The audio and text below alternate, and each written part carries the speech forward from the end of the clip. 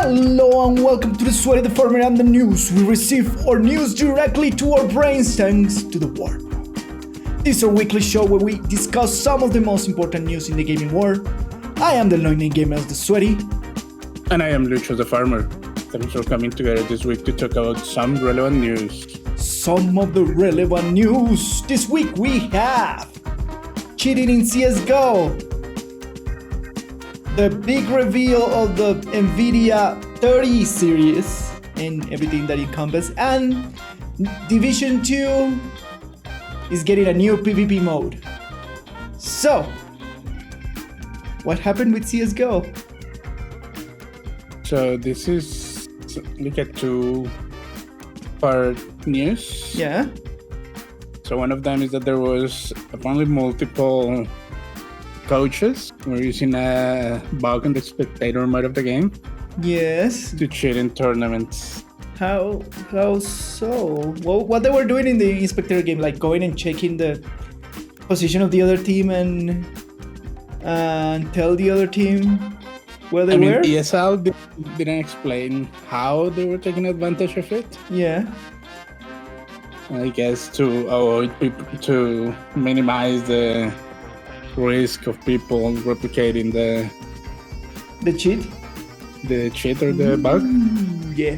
so it is 100% unclear what they were doing, but yeah, it was probably there was some bug where they could pinpoint the location of the enemy team or navigate, because if it's a spectator mode it will probably be like a free from camera.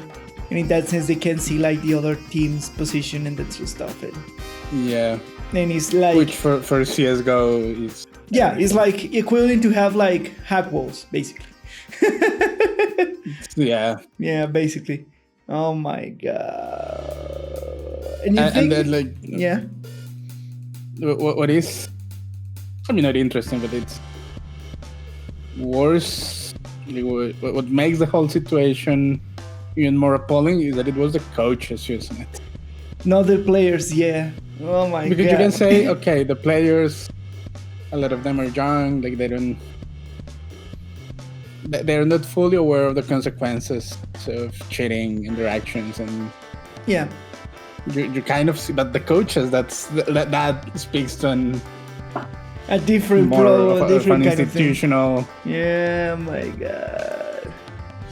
Oh, yeah, that's bad. Yeah, if they're cheating from the top. Because, like, I am aware that for years, CSGO has been very diligent to, like, stop aiming bots and cheats of, like, from the end user part of it. And they've been, like, successful at doing that, at stopping those kind of cheats. But this is CSGO, like... All that CSGO has going for it is its competitive scene, which is... Yes. Huge, so yes. It makes sense that they do hammer down super hard on any kind of cheating. And the thing is, like, behind CSGO there is a lot of money. Like, there is a lot of money. There's a huge mark of like betting on teams, selling and buying skins, like a proper sport. Like this, but CSGO is one of the older esports, and so it has like all this machinery of gambling and this stuff. Like, it is probably also one of the most prominent ones in the West. Yes. So there is a Western reason. Audience. There is money involved in this kind of like cheating stuff, probably by the part of the coach. That's why they probably do it. I feel bad for the players. They're like, oh my god. But at some point, like, if the coach is telling you like, oh, there is a dude behind that wall, you're like, I wonder how that went. You should speak up for sure. I wonder how that went. Like, if the coaches were the one telling you like, don't turn that corner, blah blah blah, and like you start to be like suspicious. Especially if the information is accurate every single time. It's fine if you like guess once in a while. It's like, he's probably behind that there. But if all the time, then I wonder who was our whistleblower.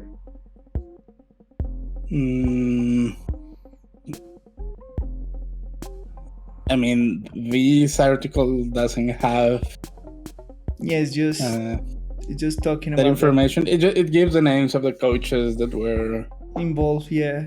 That were involved.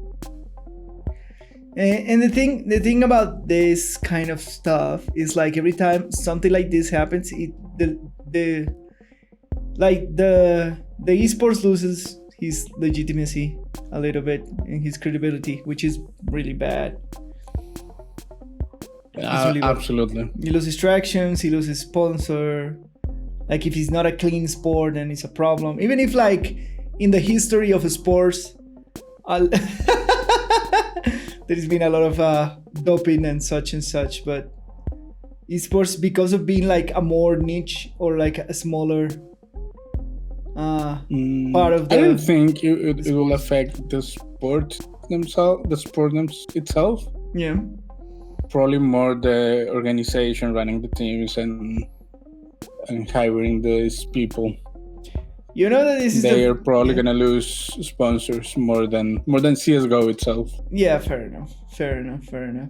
Especially because CS:GO is a well-established esport. Yes, it is. So putting money into CS:GO is kind of a safe bet if you want to put it in those terms. So that's why I don't think the sport itself is gonna suffer that much. Also because the whole organization is showing that they're doing something and they're addressing ban these people, they're being transparent, so that doesn't hurt them as much. But probably organizations where these people were taking part of, they're gonna lose a lot of sponsors. Yes. That's where it hurts the most. Yeah, because again, you draw those conclusions of like, if the coach was cheating, the players would probably know about it. So everybody was like keeping the same collective secret. I mean, and even if the players didn't know, like, but it's kind of impossible that you don't notice, like at least discern again for like what the coach is telling you and. Unless it's super sneaky. But that's I mean, that first of all, that's a really gray line to draw. Fair. I agree that it should be that any reasonable person should be able to draw conclusions. Yeah. Especially if you're involved and you're interacting with these people all the time and you're seeing all the stuff going on in person, so you may be able to make an educated guess. Yeah. But it's also, at least for usual sports, you respect your coach a lot. Yeah. And that is, I mean, sometimes you may disagree with their decisions or the staff decisions or things like that. Yeah. But at the end of the day, you trust your coach that they're doing the right thing. Like you really trust that they're doing things for your best interest. Not only you as the athlete, but like you as a team, and the organization and all that. And this is true. Like I play rugby in college. So, all right. So I would always do what my coaches were telling me. I see. It was like, it is not that, I mean, sometimes I'll be like, I don't like doing that. But I will still do it because you trust that they have a plan, that it's for the greater good and improvement of everything. For the greater good. And when you take part of a team sport kind of thing, you have to build, like part of the whole thing is building that trust in not only in your in the other players in the team, but also the coaches and the staff. It's like if there is no trust in the machinery, you cannot be successful as an organization. I see. So that's what I'm saying, that like from the player's perspective, like, yeah, of course, hindsight 2020. Yeah, of course. You could have said, yeah, things were looking shady, but when you're that involved, sometimes it can be hard to look at it and say, yeah, that was shady, because at the time you're more worried about the performance, and they're doing the thing and the tournament, and these are the things that I have to improve, and it's they have way more things on their heads. Or at least that's my experience. And fair enough. Yeah. And at least in traditional sports. Yeah, and it kind of like works kind of the same way. I'm pretty sure it's the same. Yeah, the players are worried about like their own performance and the things and the competition, and you shrug off a lot of the weird things, like a lot of stuff into the staff and coaches that they take care of, and they just tell you stuff and you just trust them. Like, yeah. Why would they do us wrong? Yeah, fair enough. Oh my god. All right. You know, this is the first time that I see the symbol. Like, I didn't know that there was a Esports Integrity Commission. Yeah. That's super interesting. I mean, whenever there are competitions and there are money prizes and there is gambling, you need a regulatory body for sure. Yeah. All right, cool, nice. It is, but that's what I thought it was interesting, because whenever the coach is the one who's cheating, I'm pretty sure the players, if they were not involved, they felt defeated as well, like betrayed. Yeah, betrayed. Of course. Yeah, it's gonna be hard for the players to recover after that. Like, and the worst. Yeah, and like their careers are soiled by the whole thing. Yeah, of course, and they lose faith in the team because disqualified from competitions and stuff. Horrible. Poor players, man. That's just how I feel. But we don't know how involved they were as well. Yeah, that is true. It could be like everyone was on it. Everyone was in it. I'll take it, boys. We don't know. Which I guess is a good thing that we don't know. Yeah. All right. Nonetheless, it's a super interesting, when this happens. Like, we now have like a proper like esports like a scandal, like doping or something like that? I don't think.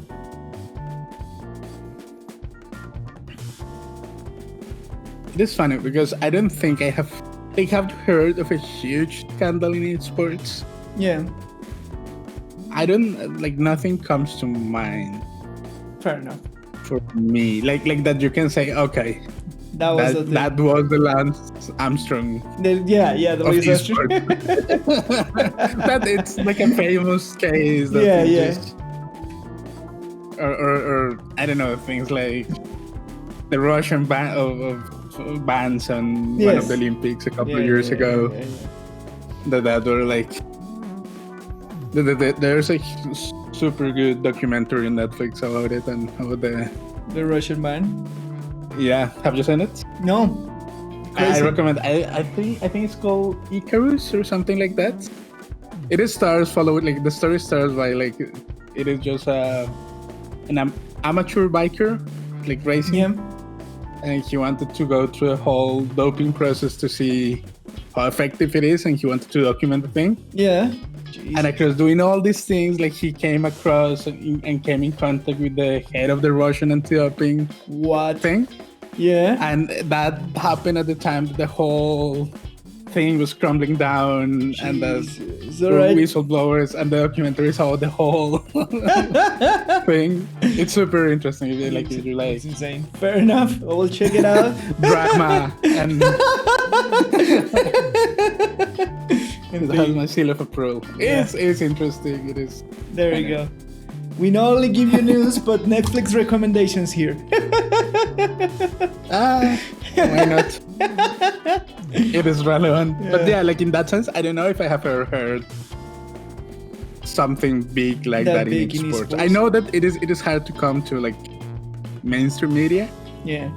But at least in the greater gaming circle, I haven't heard any. Fair enough. Like, for example, if something happened in let's say League of Legends, which is a game that I don't follow, and I get to know it and like to hear about it. Oh, Then that's the kind of thing that I will consider. Fair enough. All right. So other next news, I think it was last week. The beginning of last week, the Nvidia people unveiled to the world the 30 series. The brick, the construction approved brick that you'll soon put into your computer. Because these things are huge. Freaking huge. And we did come the announcement that this news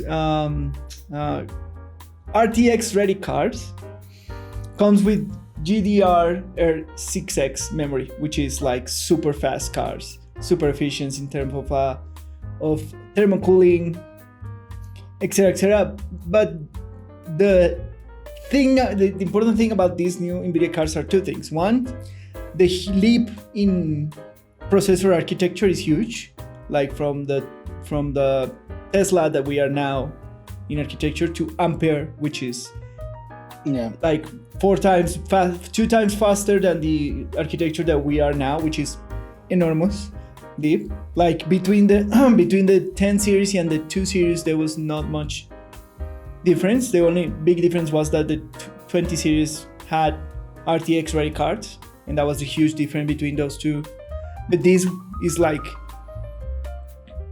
new architecture, faster, everything RTX ready, everything in the front, and on top of that, they announced the series with competitive prices, because generally what had happened is Nvidia always like sets the majority of the cards around the $1,200, like the $1,200 price mark, around the $1,000 price mark. The 10 series and the 20 series when they launched, they were around that price mark, $1,000, $1,200, and now they announced, and like the flagship, which is the 3080 RTX, is $700, which is less than the price of a 2080 Ti right now. Why isn't the 3090 the flagship? Why is the 3090 the flagship? Why is not the 3090 the flagship? Why did you say that is the 3080? Because the 3090 is a bigger card. It requires a lot more. It has a lot more requires for the entry level customer to get. Like it needs a bigger. Sure, but isn't the flagship supposed to be like the end all be all? Well, I refer to the flagship to the face of the series. Like in the last. Okay, no, it's just because usually, or for what I'm aware. Yeah. When people refer to the flagship, it's like the best of the best. Yeah, I know. In this case, end all be all of the line. In this case, I'm referring to the face of the series. Sure, the one that is expected to is just the everywhere. Yeah, the workhorse of the. Yeah, exactly. That's what I'm talking about. Right. Last generation was the 2080 Ti, the 2080, like normal 2080. That was the face of the 20 series. This one is the 3080. It's affordable. It's $700. It is like super good. You can upgrade right now. Like we have confirmations that you can upgrade right now. If you buy like a computer in the last 2 years, you can upgrade to the graphics card and it'd be fantastic.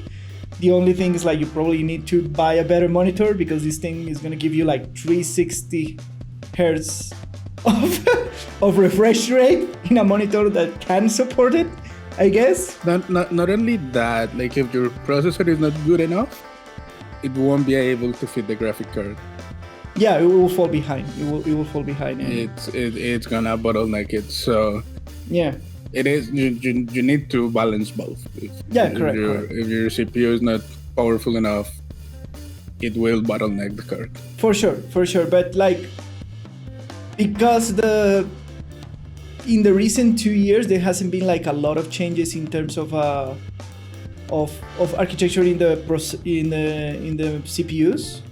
It's just been like optimization of the parts. It's not out of the reach that people can upgrade easily to this series. Nah, It's not that straightforward. It's yeah, of course. I'm not saying like buy now. You can just plug it in and blah blah blah. You have to check your requirements and that sort of stuff. No, but it's still like for example, what made super popular the Gen 2 of Ryzen processor. Yeah. Was that they were super affordable, but I'm pretty sure the low end of like second generation Ryzen cannot pump this type of card. Yeah, probably. Or but still, there are still a lot of like first gen Ryzen around.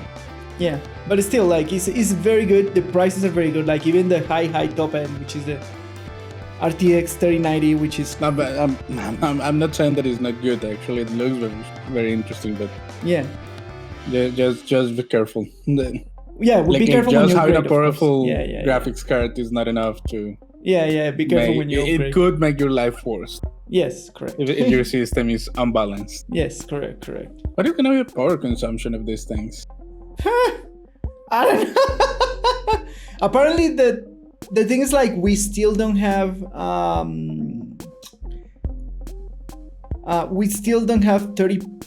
third-party reviews to see like the exact details of how much power consumption does it require. No, but it should be on the specs of the cards. Probably. I'm pretty sure Nvidia wouldn't release cards. Like the technical information needs to have the power consumption because you need to know if your power supply is able to. Let's see if it says 300. No, Jesus fuck. The 3080, it's 320 watts. That's a beast. Yeah. You're needing a pretty beefy power supply. And the 3090, it's 350 watts. So you need like either one of those. Yeah, you will need probably to change your power supply because the normal the low spectre of the 30 series, which is the 3070, which is at $500. It's like way less, like 220 watts. Yeah, what is the power consumption for the 20 series? Let's see. Power consumption 2080 Ti. Put a Ti. Power consumption via Ti funders.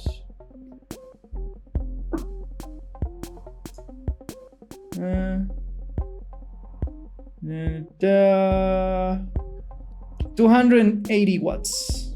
Look at that difference. It's like 60 extra watts. Yeah.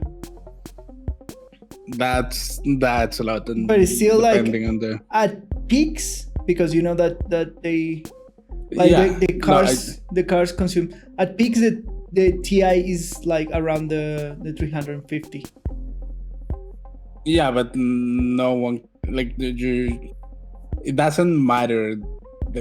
The peak doesn't matter. You need to know the average consumption, and you need to leave room for the rest of the components, and then room for the peaks of consumption of the other. But that 60-70 watts difference on baseline. Yeah, you need a bigger. Means that you're gonna need a way beefier.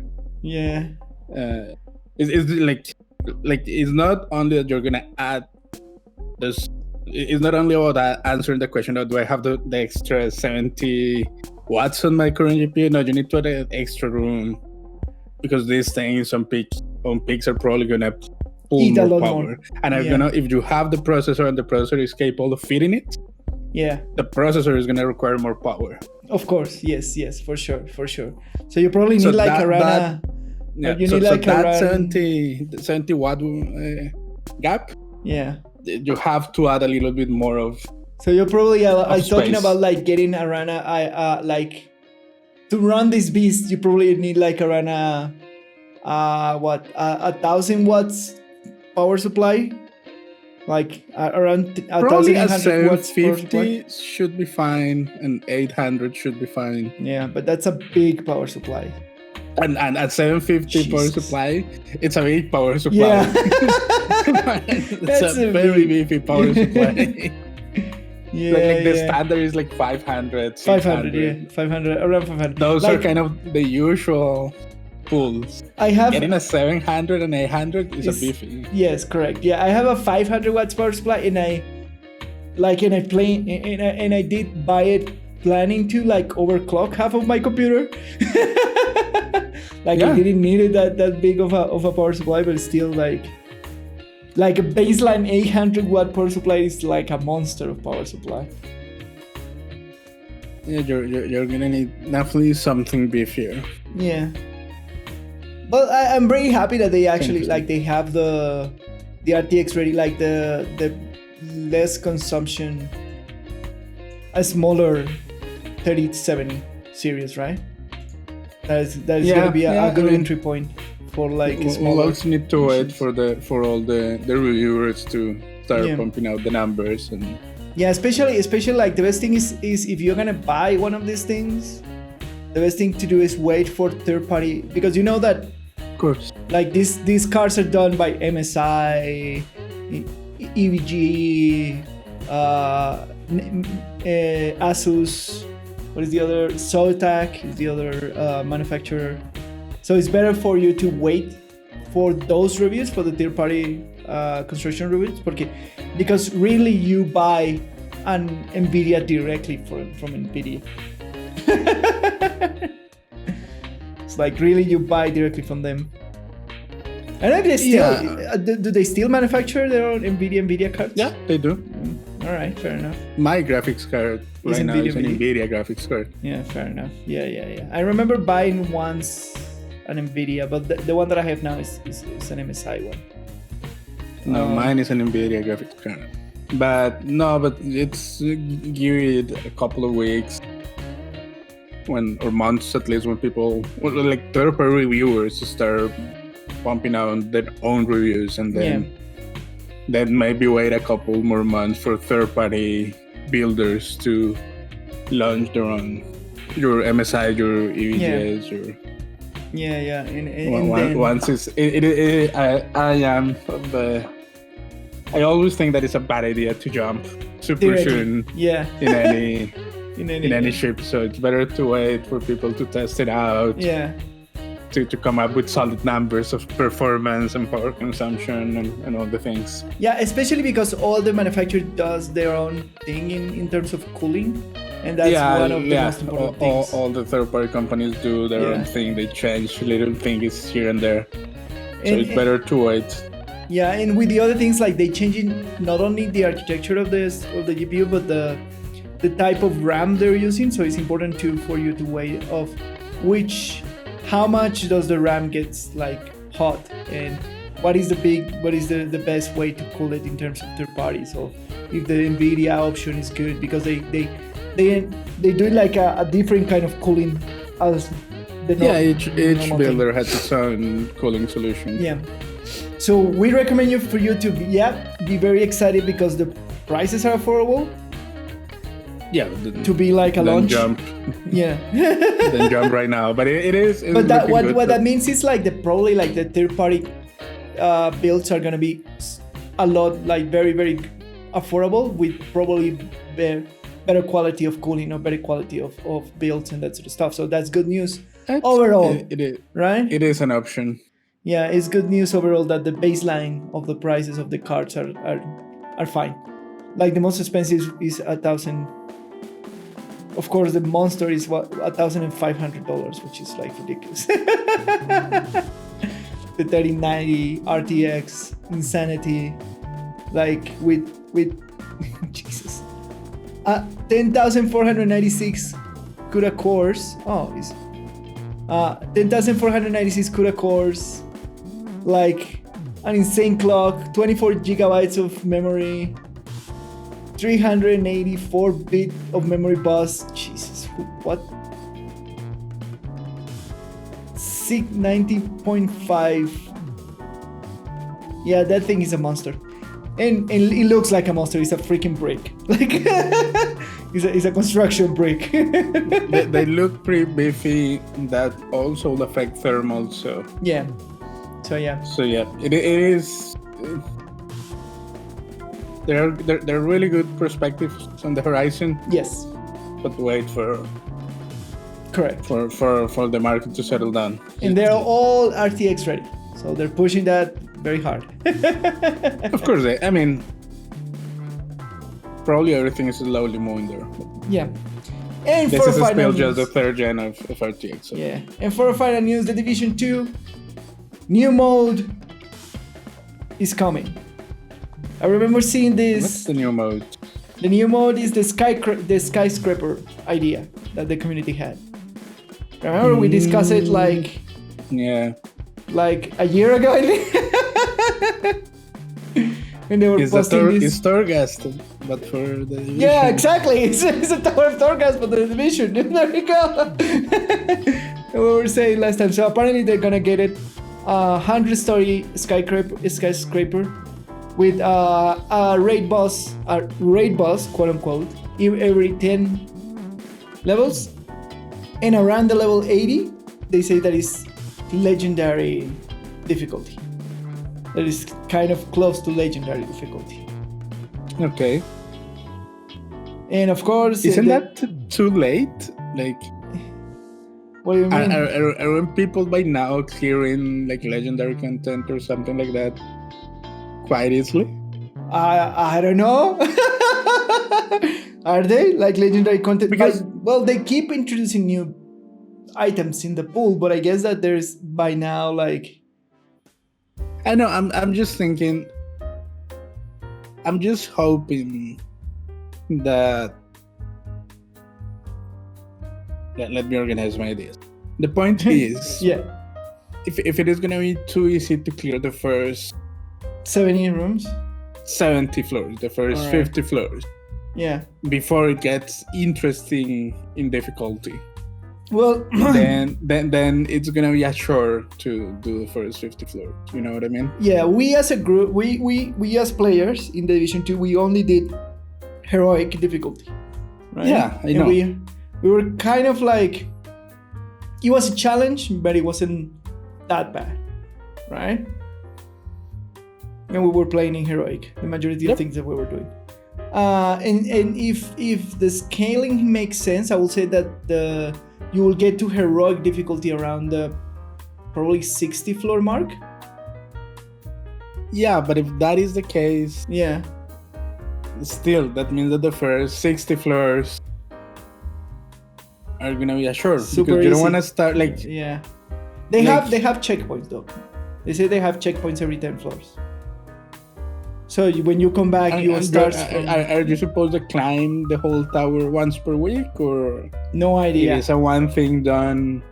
No idea.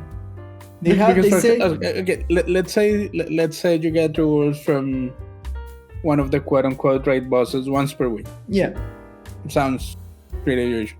That means that you will want to run the whole thing once per week, which means that still in that scenario, you have like 60 floors of boring chores too. Yeah. That's what's worrying me, that people will say, but I have to do all of this busy work before getting to the meat. Just trim the fat. Fair enough. Yeah. I feel like maybe people may be on that boat. I don't know. It may be just super interesting and engaging, and it doesn't matter. Yeah. But difficult is a thing that matters for this tower-like stuff. Yeah. I'm hoping that I don't want to make it super boring. Like if it's like a raid, which is like weekly reset, right? Is that a challenge enough? Like, yes, you have your checkpoints, but they only last for a week. Will that be challenging enough? Or is better if you have a system for just like say you finish the 100-story building and then you can like start the lower levels at a higher difficulty? Okay, that's all fine and good, but if the whole thing resets at level 1 at the beginning of the week, you still have a chore to do at the beginning of the week. That's the point. Yeah, I know what you mean. Like, there's still the chore of like. It doesn't matter. Like maybe the last 10 levels are freaking amazing. Yeah. But you still have to go through a chore of clearing the first 50. Fair enough. Yeah, I see what you mean. Which, if are super easy and not engaging, it's just going to be a tedious process, and it's going to get boring, and people are going to grow tired of it super fast. Correct. Yeah. Doesn't matter how amazing the last 10 videos are. Yeah, I and especially if they push you through it every week, which is... Yeah, it's going to get old fast. Yeah. Then we first need to clear the first 50 floors. And jeez. Well, they still have time to tune it. They just announced it. I'm not saying it's gonna be as I'm saying. I'm just saying that is a worry of any of these clear 100 floors each week type of thing. Yeah, fair enough. It's just like a standard, in my opinion, like a standard kind of concern for that type of content. Yeah. All right, and that's it for this week's news, my friend. I know that's all for this week's news. With the Sweaty and the Farmer. Yeah. My name is Lucho, and you can find me on Twitter at LuzGPolanco. And I am the Long Name Gamer. You can find me on Twitter at the Long Name Gamer, and on Twitch on twitch.tv/LongNameGamerTV, where I stream Mondays to Fridays. Don't forget to share, like, subscribe, click the notification bell, leave this video in your friend's feed, go and talk about our videos in TikTok, in Instagram. Is this Instagram is still a thing? Yes? Anything. Anything social that help us to keep this show in the air and share the love. Thank you to coming to the Sweaty, the Farmer, and the news. See you next time. Bye.